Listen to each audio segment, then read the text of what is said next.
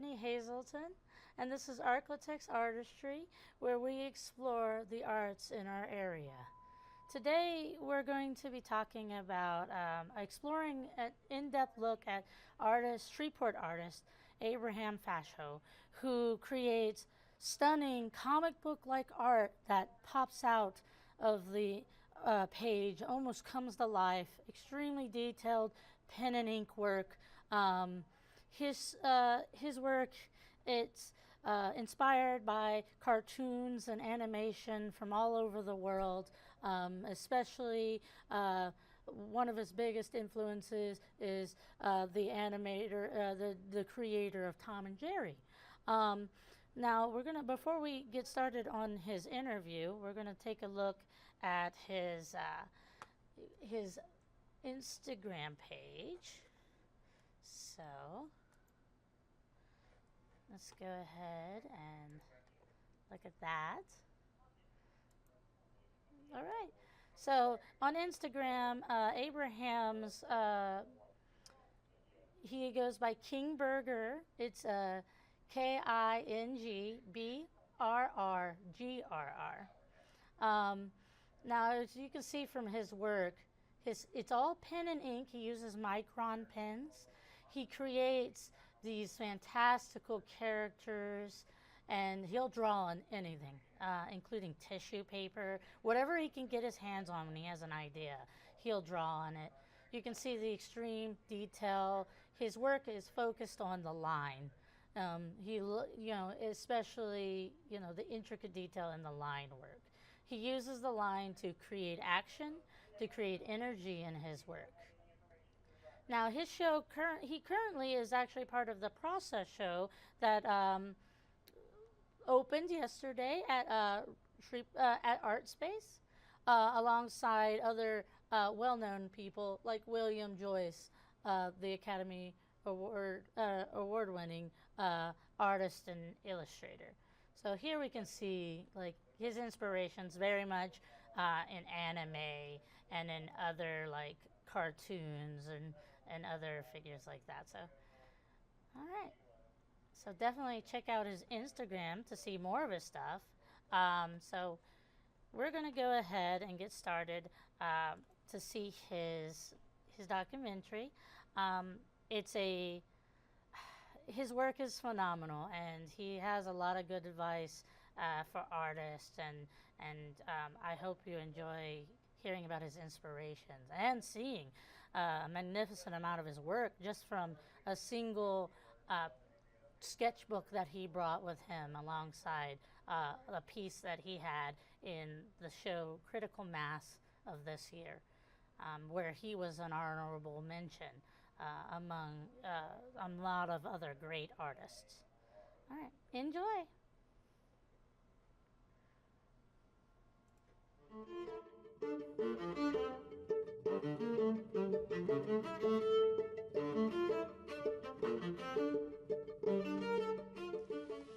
Hello, my name is Ibrahim Bassam Fashho. I go by Abraham because it's just easier, because my name got butchered a lot when I was a kid. I'm a local artist here in Shreveport, Louisiana, born and raised. I was born in Bossier City, but I've been raised all my life in Shreveport. I've been an artist since I was little. I've been drawing since I can remember. I'm into comics and movies and anime and animation and all kinds of art. I draw mostly comic book art, sequential artists. I'm also a graduate of the Savannah College of Art and Design. I also graduated from LSUS here as well, with degrees in communications and history and political science, and also I did graphic design and everything too. So I got a background of all kinds of things that kind of lead into the things that keep me interested with the art I make. And yeah, I draw mostly traditional style, like pen, ink, pencil and everything, but I do a little bit of digital as well.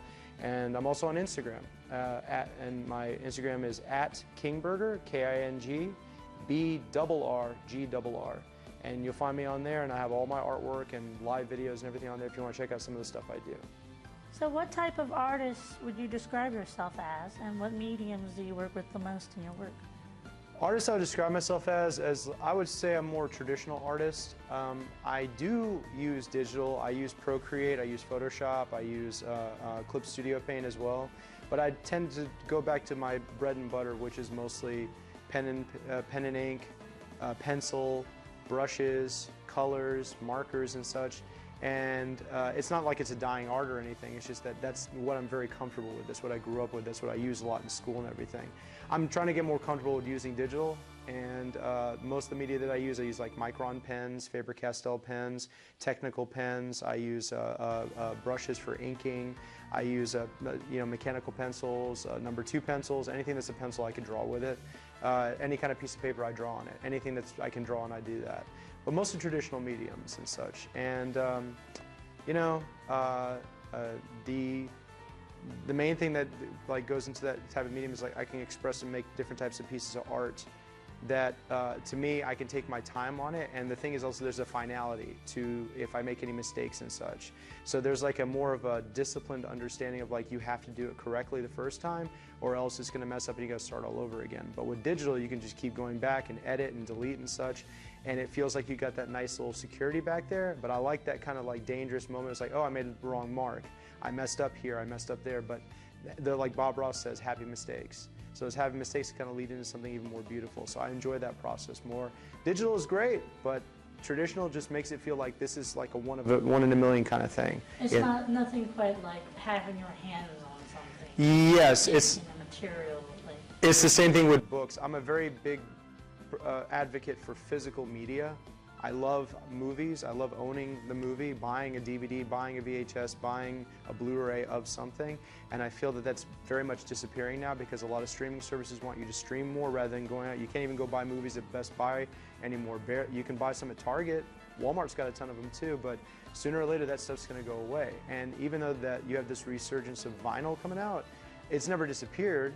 It's just either the market shrinks or gets bigger, and it has this ebbs and flows all the time. So with traditional art, that's never going to disappear. You're always going to have people going to buy brushes and paints and inks and stuff because that's also viable. You'll always see an oil painting. You'll always see a watercolor painting. You'll always see a marker illustration. But there's always the option of digital, which is another tool in the toolbox for artists to kind of like say, I need a quick doodle or a quick drawing.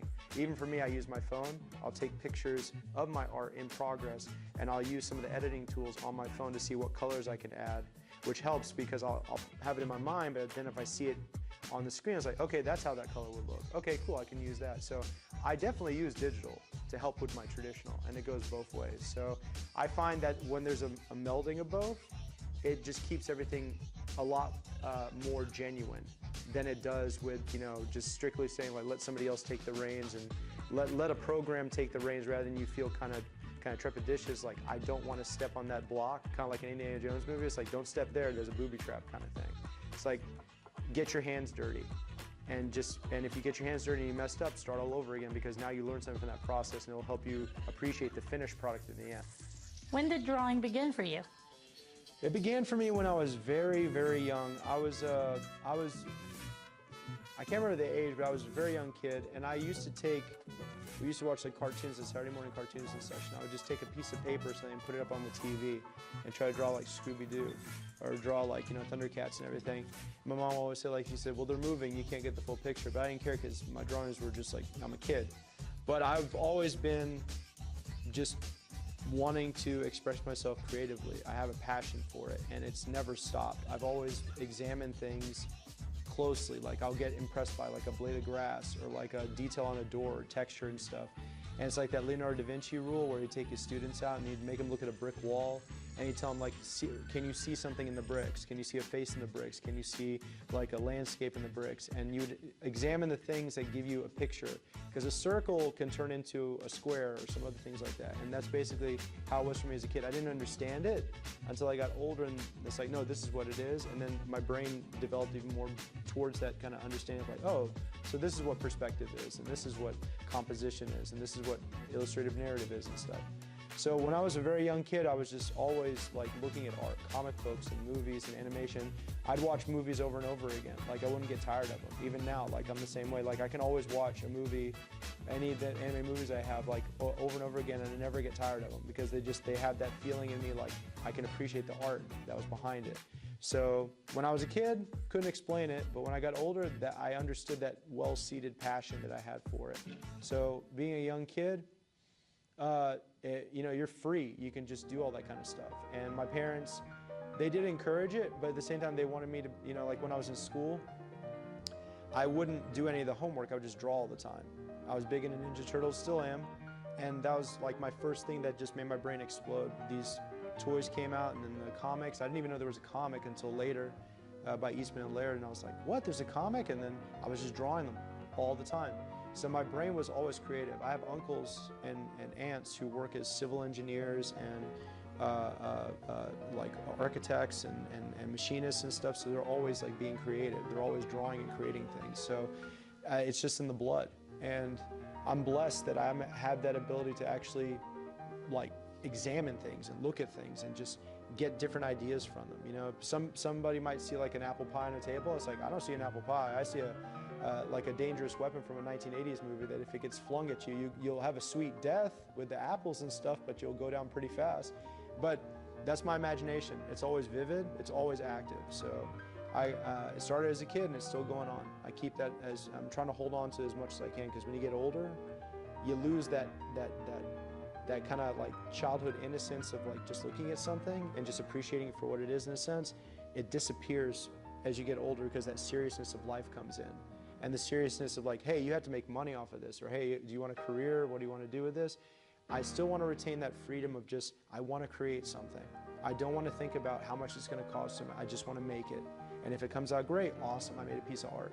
I want to hold on to it as long as I can until maybe dementia or like senility or something takes it. I have no idea. But yeah, just been like that since I was a kid. I'm the same way. I feel like adulthood, a lot of people, they're like, oh, I drew when I was younger. Yeah.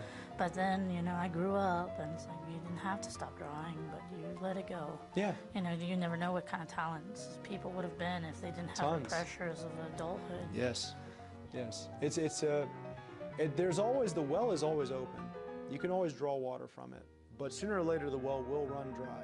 Now, there might be a well someplace else. And to use this as like, you might leave where you're in that spot as you were a child where the well was bountifulous, it was endless, and now bottomless well, and then you move on to another stage, and in that stage, that change that comes, I have a lot of people, friends of mine, who they just said, well, I did that when I was younger, but now I don't do it anymore. And it might have been something that interrupted their life. Maybe they moved, maybe there was a death in the family, maybe something traumatic happened, maybe they just lost interest in it. But I always believe it's still sitting in there someplace, like a latent ability that you know, like it almost feels like a Dragon Ball Z storyline. Like you got to wake it up, Gohan, so we can beat Cell, you know, kind of thing.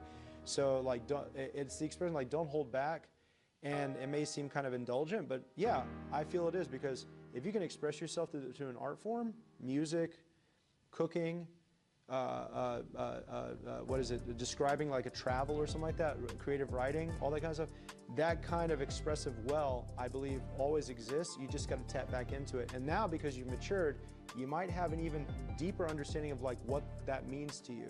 So you'll make something that's a lot more important than like 20 things. You'll make one thing that really stands out beyond all of them. You know, gold medal winner kind of thing.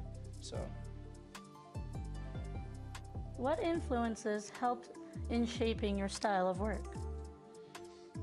I would say early on when I was a kid, Saturday morning cartoons, comic books I read when I was a kid, you know, Marvel comics, DC comics. Picked up some European comics too.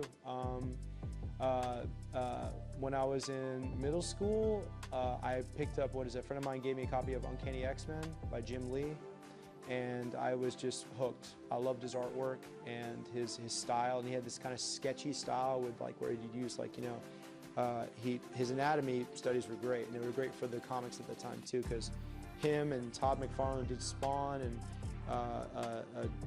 Joe Campbell and all these other guys who went to go form Image Comics later were like this new independent group of artists who were breaking away from what was the old style from back in the day. Now I will say Jack Kirby, the king of comics, who did Fantastic Four, who did Iron Man, who did the Avengers, all that, like he's called King Kirby for a reason, because the guy shaped what is the Marvel Universe with his style. He had those blocky fingers, really cool, elaborate mechanical stuff. The guy was a great artist, you know? And Jack Kirby, Jim Lee, those artists back when I was a kid, it was mostly American comics. When I got into high school, I got introduced to anime. And when I saw, now I didn't know when I was younger, Disney Channel used to play a lot of anime. They used to play movies. They had Unico by Osamu Tezuka. They had, actually they just played more Unico actually more than anything, because that was like the stuff they could license. But I saw Akira when I was in high school, and that just blew my mind. So Katsuhiro Otomo was the creator of Akira. Didn't even know there was a comic to it. Then I find out that there's manga, and I'm like, what? There's comics to this? And it was just like a whole new world opened up for me. So I just went down a rabbit hole of just, you know, taking the American comic influences that I had as a kid, growing up, and all the cartoons and stuff I watched, you know, all the movies I watched when I was a kid. Big into animation, loved animated film, loved animated cartoons, and then took all that and it culminated into this love of just like this deeper world. It's like, wait, there's more stuff on the other side of the world. I didn't even know that, you know, Japan was doing this kind of stuff, or Europe did this kind of stuff. So as I got older, I was finding all these different works and different pieces, and they helped shape like my appreciation of different art. I like seeing a line that's very kind of like not clean. I like seeing a very sketchy line, because then it tells me that the artist is still thinking where they want something to go. And it also feels kind of animated too. It kind of feels like the drawing kind of leap out at you. Like it's got this kind of like energy and passion to it. And I'm not saying that like I don't look at any of the art that has clean line work and stuff. It's just that just gets me going when I look at that kind of stuff. I love seeing this in kind of impressionistic art style that goes into, you know, art, like comic art or just real art and stuff. But also I love all kinds of stuff that kind of blends into it as well. So there's too many artists to name. A lot of Japanese artists: Katsuya Terada, Masamune Shirow, Hiroaki Samura, Akira Toriyama, Eiichiro Oda for One Piece. Let's see, what is it? John Gerard Mobius, who did the artwork for, he did Blueberry the comic, he did Arzak, he did what is it, Heavy Metal Magazine. That was a big thing for me back in high school. I was reading that like crazy all the time. And yeah, there's just too many to name. I have so many different artists who just influenced my style, but I want to have my own original style. I know that I'm, like Picasso said, good artists borrow, great artists steal. I don't want to borrow too much. I want to express my stuff in my own way. I want my art to be very expressive using the line. And a big influence on my life, if you're familiar with the animation director and producer Chuck Jones, who did Tom and Jerry cartoons, he did the Phantom Toll Booth. He created a lot of Looney Tune characters too. I think he did Sylvester the Cat, Tweety Bird, and all these other ones. Chuck Jones is one of the greatest animators to have ever existed, besides Tex Avery and such and stuff too. And Chuck Jones, honestly, his art style, I love it. It's very clean, but his art style is incredibly expressive too. Like with, you know, voice acting, Mel Blanc doing the voice acting and stuff. There's a thing with like a cartoon you can see on YouTube. I think it's called the Line and the Red Ball. And it's just this cartoon that he did about like a line that fell in love with a circle, like a red ball. And the line wanted to express itself to the red ball, but the red ball wasn't interested.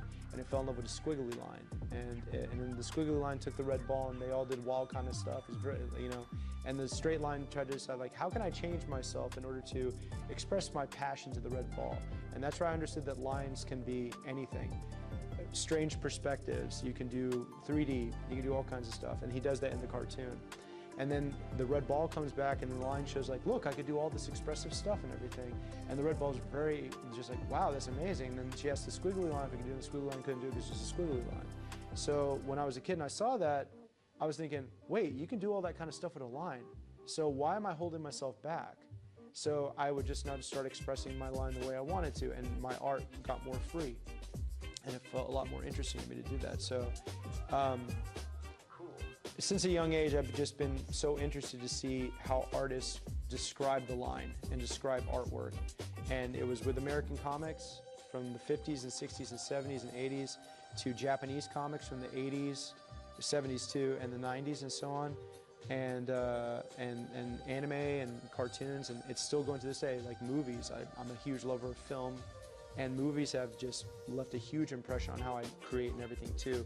And there's too many movies to count, but like, you know, like directors I really appreciate, Luc Besson, Steven Spielberg, Martin Scorsese, what else is there? Another guy, Robert Zemeckis, My brain's like trying to it's overload now. It's trying to think of all these different people. But yeah, just like, I'm a huge nerd. I'm just a massive nerd. I love movies and comics and stuff, and all that stuff has just influenced everything I've done. What inspires your characters? I would say the main thing that inspires my characters is mostly whatever I'm feeling in the day, and also people I've interacted with in my everyday comings and goings, but also just seeing something, random thing, a car, a plant, an insect, something. It just, my brain will start thinking of how I can take that thing and kind of manipulate it and turn it into a character or something. Sometimes I just want to draw something that just is just draw a person in a coat. Other times I just want to draw something that just looks weird and crazy and just like will be absolutely ridiculous and stupid, but I just want to like make it come to life. And like I said, I get inspiration from everything. Like looking at the back of their arm, or looking at like their shirt, or just like my recent piece for Critical Mass. Like what inspired that was a stain in a coffee cup. Just cleaning out a coffee cup, and I just got like lightning struck my brain.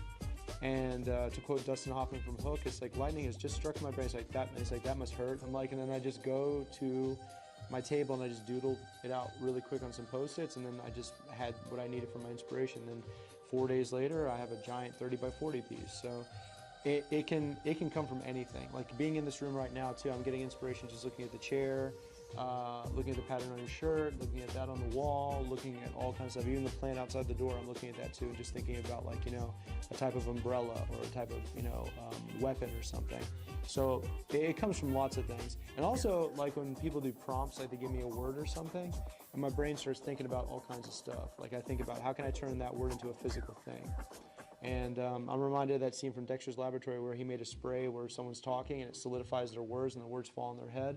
So it's like taking something that is like an abstract and turning it into an actual, like physical, malleable thing, like a drawing or like a sculpture or something. I'm sure artists get inspiration from all kinds of stuff like I just described, but for me, it can be from anything, like literally from anything. And I'm okay with that, honestly, for me. I just want to be free when I do it, so my brain isn't cluttered with all these different ideas. I just do something and just have fun with it, so. How long have you been involved in the art community here? Actually, it's been very recent, actually. I would say COVID put a stop on a lot of that. But before COVID, I actually went to maybe 1 or 2 makers fairs here in town, 1 in Bossier and 2 in Shreveport. When Centenary did a little Comic-Con kind of thing, I also did that too. And I was selling something that I was working on for a while, and then that kind of fizzled out because it wasn't really going anywhere. And then I started on Instagram in about 2015. I mean, people knew I was an artist, but I didn't have an Instagram account or any kind of social media besides Facebook. I started on Instagram in 2015 and just hit the ground running on that. And currently right now I'm sitting at about 15,000.8 followers right now. So a lot of it was organic, which is really hard to do, but that was back in 2015 where it was like still kind of doable for the algorithm to do this thing. So I would just spread the word out there that I was doing art, and people in town would look at my stuff and say, hey, you need to come and put your stuff here and put yourself there. So I would do some pieces, put in some shows and everything. And the one big thing that really just knocked out of the park is I did the Contain show back in 2018 over at Bossier Arts Council. And Ben, God, I forgot his last name. Moss? Yes, Ben Moss. He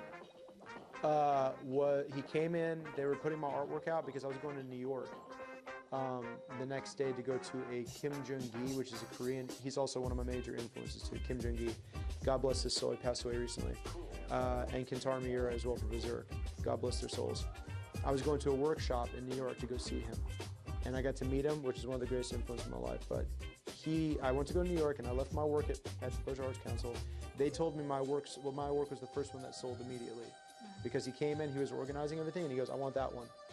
And it was a piece of a demon in like a suit, and I was listening to Beethoven's Ninth Symphony, so I called it the Ninth Demon. And apparently it won second place in the Contain show.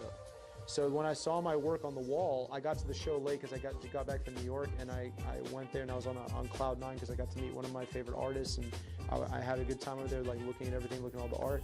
Get back and I see this second place ribbon on my art piece. And then Ben's there and he said, oh yeah, man, I bought your piece. So the thing about the show is you can't sell anything more than $50. So the piece like had a lot of work done to it, but still, I want to sell it for more, but still somebody bought it and he's going to give it a great home, and that's awesome. So I saw it and all these people were coming up, it's like, your piece is amazing and all this other stuff. And it had this really strong red in the background with black and white coming out from the front. And the demon just looks like it's coming out at you and it's just looking at you, even though it's 2D. So yeah, after that, I made it a point to now get my stuff in the art community. So I joined Bourgeois Art Council, signed up for the Shreveport Regional Arts Council as well, and I entered Critical Mass actually when COVID started, and it was with an unfinished piece because I was dealing with COVID at the time. I got sick afterwards for about 6 months with COVID, and it was pretty rough on me and stuff, but I was still drawing and creating stuff during that time, and I was so pissed because I wasn't able to finish my piece for Critical Mass. So then I made a point that I said, if I'm going to enter again, it's going to be a piece, it's going to be a big piece and stuff, and hence what I entered for this year. And it got honorable mention. So everybody over there is very much looking forward to the next piece for next year, which is going to be bigger and cooler, and I'm going to work longer. I've already started on it. And also for the fact that my art now is going to be featured in a show next to Bill Joyce and other artists here in town, Uina, Toddman, and other people too, called Process over at ArtSpace on July 12th. Hopefully the date is still set for July 12th, but yeah, I'm going to have sketches and stuff up there. So in the past couple of years, art community has been great to me. A lot of people love my stuff, they dig it. People I know out of town, people I know internationally, they can't wait to see it because I'm working on a book and I'm working on a website now too to sell actual original art pieces. So it's going, it's flowing. And honestly, just to get myself out of my shell, because normally I would have just held on to my art and probably just not shown it to people because it's like something for me. But the art community here is really just, especially with Shreveport Regional Arts Council and Bourgeois Arts Council, they're just like, we want to see more of your stuff. Like, don't hold back. Your stuff is amazing. Like, that's their words. So I want to keep creating to show people like, hey, what do you think of this? And go from there. So the response has been great so far. I've yet to get one person throwing like a tomato at me or some sort of produce. I'm doing something right. So. What advice can you give to someone just starting as an artist? Be very happy that you have a talent where you can look at something at 0% and go from 0 to 100 in time. You are a creator. Think of yourself as like a tiny god and you're making something out of nothing.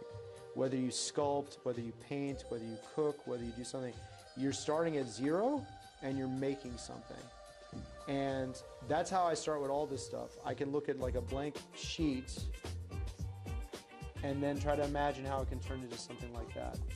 And it can go from pencil to ink or just straight ink. I do that too, but do not be discouraged in, never be, what is that line from Game of Thrones? The lion doesn't concern himself with the opinions of the sheep. It may sound harsh, but it's kind of true. There are going to be people out there who support the things you do. There are going to be people out there who just hate your guts because you are doing something different than them. There's a lot of people out there who kind of won't get you, and then there's people out there who absolutely get what you're doing. And there's always a community of people who do that. Do your work. Find the people who dig your stuff, and let those people be like your support as you grow as an artist. Now, forever how long you do it for, if you want to be professional at it, I will tell you this too. You need something that helps you make money. Art supplies cost money, studios cost money, doing stuff like this for a living costs money. You gotta live, you gotta eat, you gotta pay rent. My teachers always told me at SCAD, why should I pay attention to your work? What makes you stand out from the 500 other students I have to pay attention to? You have to, it may sound like a tall task, but it's true. You have to make yourself a little bit unique and a little bit more grander than somebody who could just pick something up at Target or Walmart. You need to be able to kind of say, no, that's my art. When somebody looks at it, that's mine. People can look at a Picasso and know it's a Picasso. People can look at Andy Warhol and know it's Andy Warhol. Somebody can look at a Rembrandt and know it's a Rembrandt. It's like, you know, a pair of Nike said Nike on it, but if you took the Nike thing off it and the swoosh, would you even frickin' know it was a pair of Nikes? It could be Reebok, you never know. But Air Jordans, you know they're Air Jordans. So the thing is, in this case, practice your craft.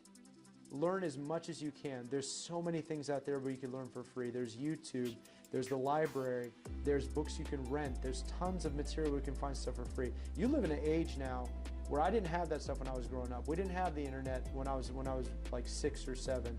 We had to go to the library and get a book. We had to watch TV. We had to learn stuff. Word of mouth too. But now you have so much information at your fingertips. You can look up all the pictures you want of anatomy if you want to. It's like, I just need to look at someone's butt for like 4 days. I just need to draw a butt. And you can look it up if you want to. You can get art supplies from anywhere around the world. You can buy books from anywhere around the world. You can talk to other artists from anywhere around the world. You have so many different avenues and venues to get your stuff out there. And that's the other thing too. Don't be scared to put your stuff in a show. Sell your wares. Make something of it. If you start making money off of it and you make a living off of it, that's amazing. Most artists don't get to achieve that. Most artists don't even, that's what they call them, starving artists. Like they have a dream and a talent, but it might not turn into something, economical for them. It just, it comes and goes. So I tell anybody out there, do not be intimidated. Study your craft. Make yourself the best in your craft that you can. Make yourself, like Morton Joe said in Mad Max, mediocre. Don't be mediocre.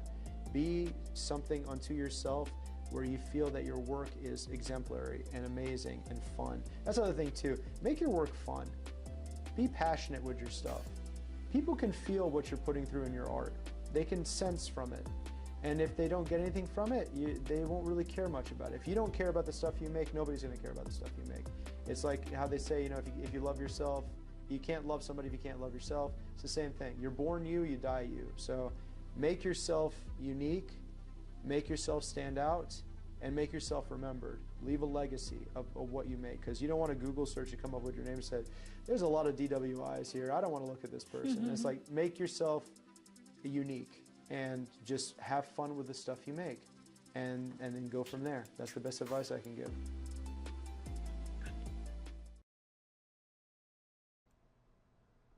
So that was Abraham Fashho. Again, his art is currently on display. He's in the process show along several other artists, including William Joyce. Stop by there and take a look at all the brilliant concept art he has drawn. So if you're interested in seeing other our artist interviews and other stories about local art events or art organizations, you can find us on our ArkLaTex Artistry on KSLA's webpage. So here, I'm going to show you how to get there. So when you're on KSLA's site, you can go under Community, right here, and you can find ArkLaTex Artistry right here. It's the first one. And from there, you can find all of the articles and other interviews right here. Let's see. Pretty sure we have something on the process show here. Right here. So yeah, the process show is again at Art Space. It's going to be hanging for a bit, so you have a chance to stop and go look at Fashho's work. You can also find more just the videos under podcasts. If you go down, you can see all of our different podcasts we are now providing. And at the very bottom, you'll find ArkLaTex Artistry. And if you go to the watch, you can see all of the Zoom interviews that I do and in-depth mini documentaries I do on local artists.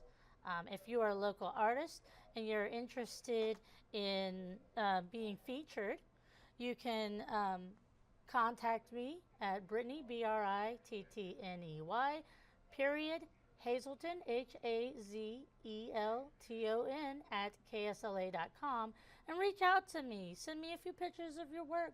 Tell me a little about yourself. I will send you a link so you can sign up to be on the queue for artists that I'm going to interview. I do one big one a month, or at least try to do one as long as nothing interrupts it. You can find more interviews and things on our KSLA Now app up here, as well on Amazon, Fire TV, Roku TV apps, on YouTube. We have a playlist. So if you look on playlists and look for ArkLaTex Artistry, you can find all of my videos and interviews on there as well, including some additional content. Well, thank you so much for watching today. I'll see you next Saturday at noon. As always, take care.